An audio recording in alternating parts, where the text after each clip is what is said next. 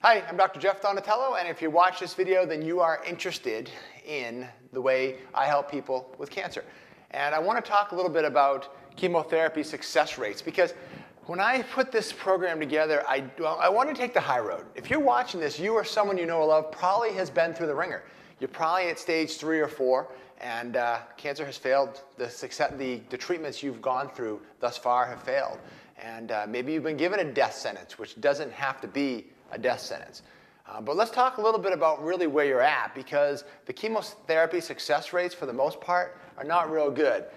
Journal of Oncology, in 2004, they looked at a large retrospective study, and it showed that any patient entering into a 5-year chemotherapy program in the United States had a 2.1 chance of being alive after the 5 years was over. So just be very careful. I'm not saying chemotherapy is bad. I'm not saying radiation is bad or cutting out the cancer is bad. I think there's a place for everything. But I think you don't want to put all your eggs in one basket. And that's very, very dangerous to do at this point. I think you have to be doing things that work to make you well-rounded in your approach when it comes to cancer. And that's what this is all about. Okay? So understand the chemotherapy success rate. Realize that there are words that they'll use like response rate. You need to know that, what that means. Because if you have a tumor, they're going to say, here's some chemotherapy.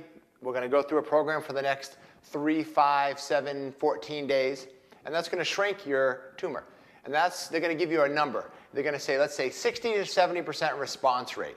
And what that means is over a month's time, when they've studied those tumors that you have compared to the chemotherapy that you're going to be given, that 60 to 70% of the time, that tumor will have shrunk 50%. Doesn't mean it's going away.